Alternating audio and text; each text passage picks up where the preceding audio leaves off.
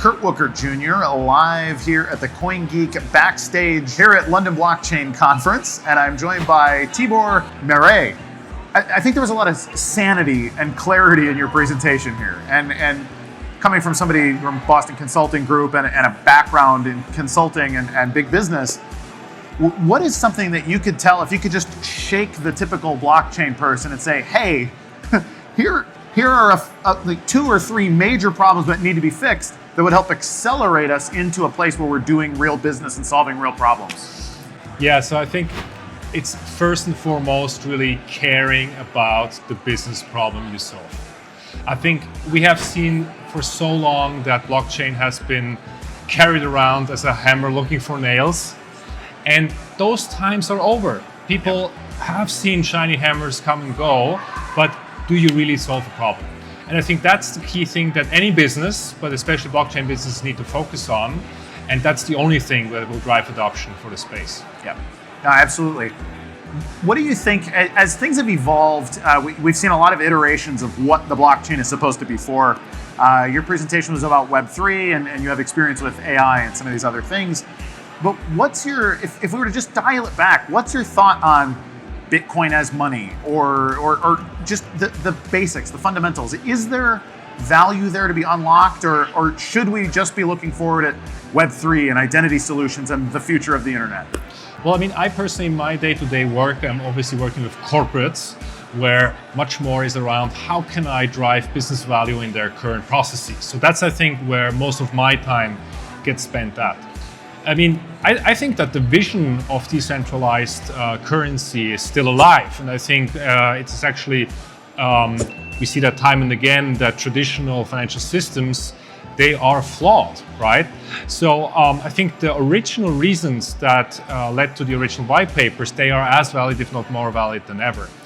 The interesting thing about Web3 is really about how can I use that technology to benefit businesses and consumers today. And you mentioned identity, and I think that is something that all of us should care about, because in the end, it is about proving who I am, what I own, what data I transact, and that will just become more relevant as AI is taking over. For sure. Now, the funny thing is that when we talk about Web3, we think about the internet as a sort of monolith, and it really isn't. It's millions, maybe even billions of computers at this point, but they are all connecting over one protocol to give us one internet. I guess you could argue maybe there's 2 or 3 internets of the world, but ultimately we're talking about a very small number and a very large network. But in the Web3 space, we have, I don't know, 5,000 blockchains and then 20,000 if you include all the subchains and side chains and all that. So we're kind of creating thousands of internets, which strikes me as crazy. How do we dial this back? How do we insert some sanity back into solving a real problem on that front? I don't think there will be space for 5,000 blockchains, if I'm honest with you, Kurt. Yeah. I don't think so. And we see that kind of war of the chains going on with all its good and bad things. And I think that while consolidation is good and necessary to also deflate a bit, the bubble, I think that we also shouldn't, spend our time too much on tribalism and trying to pull each other down. I think it is really about convincing businesses around the true value that you can unlock. And while there might not be space for 5,000 blockchains, I think there will be space for different chains because, horses for courses. For sure. One of the things, probably the best thing you said on stage, was talking about defining decentralization, which I think is a word that is just massively overused in the space, and nobody can define it. It doesn't have an objective definition in this economy or really anywhere else. So what parts need to be decentralized versus what things should consolidate for the sake of everyone's benefit? Yeah, I mean, let me give you an example. If you build a house, you don't want that process to be fully decentralized. I mean, you see what happens then in Germany with the airport and stuff like that in Berlin. Sure. That's maybe a bit of too much decentralization on that front. No, but jokes aside, I think we need, again, decentralization has been carried around like a mantra, like, an ideology. And I think that's bad. I think you need to have a deliberate decision across the stack to say, where do I want to have heterogeneity? Where do I want to have diversity, competition? And where do I actually want to have people talking the same language or maybe going after standards? And I think that is also what is needed in order for the full space to kind of lift off. Sure. So I think another thing worth fighting is bad information. And the blockchain space is full of bad information, even though the purpose of the blockchain was to eliminate spam and filter for good information. Right. But one of the ones that's always been a pet peeve for me is this notion that proof of work is somehow slow and proof of stake is therefore faster. Yeah. Now, I think we've seen that in Ethereum, since the move to proof of stake, we've seen all-time high fees and all-time slow transactions on the Ethereum network since their switch to proof of stake.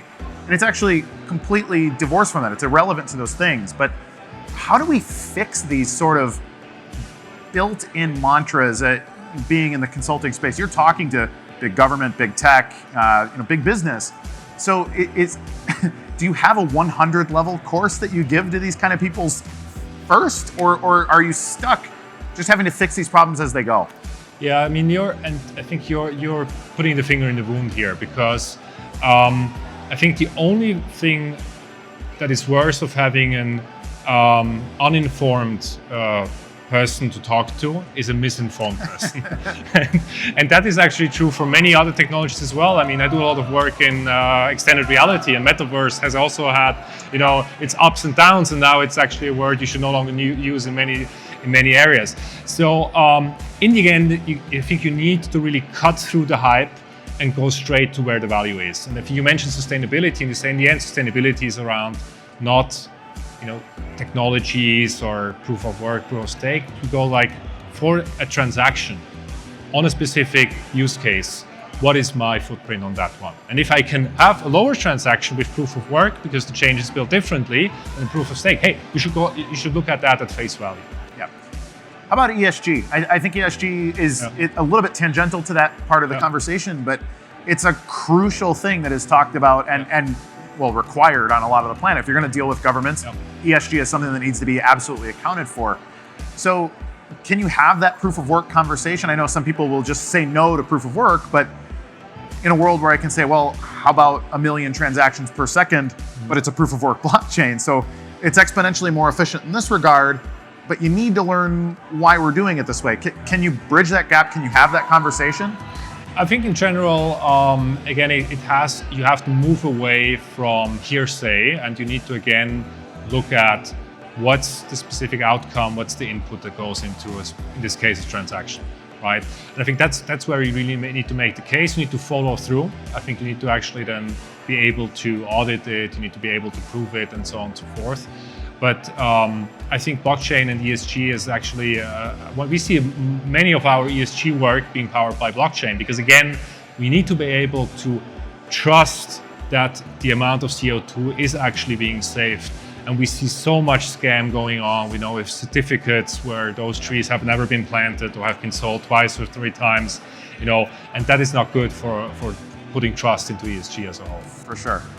So I'm one of these people who likes to be a blockchain cheerleader, but I try very, very hard to dial it back and be honest. And when I look at the future that is possible, we can say, oh, the future is going to be better because better, faster, cheaper, self-sovereignty, all this stuff. But there is a possibility that we give a global open database to the wrong people, and it becomes technical debt. It becomes something that actually impugns people's freedom and this kind of thing.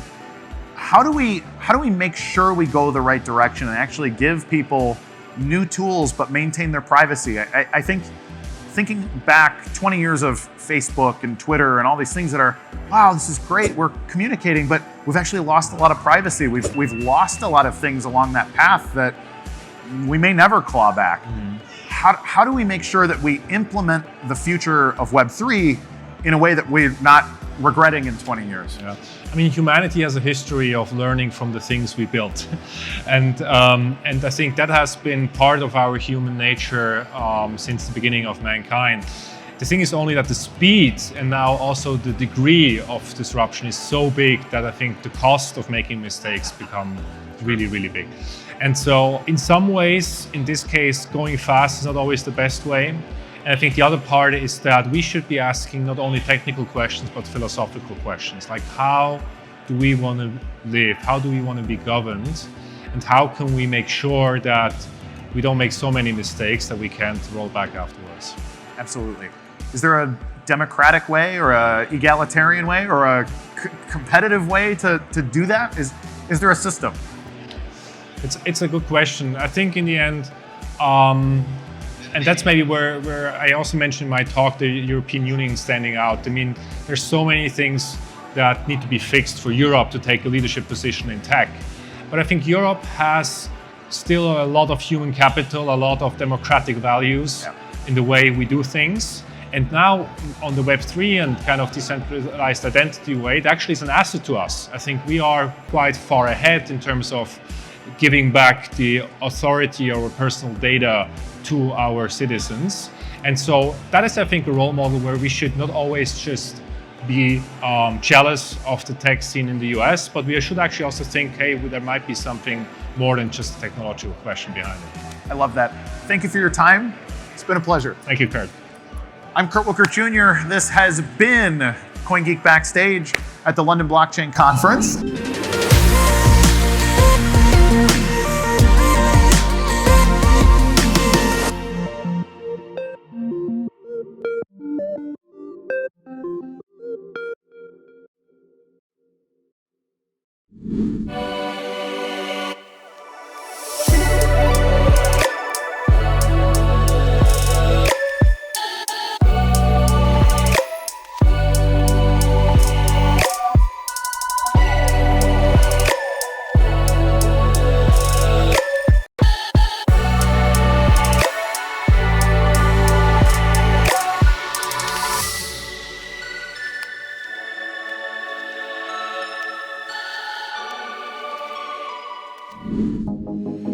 Bitcoin mining, Bitcoin wallet, blockchain, stablecoins, MetaNet, the evolution of money.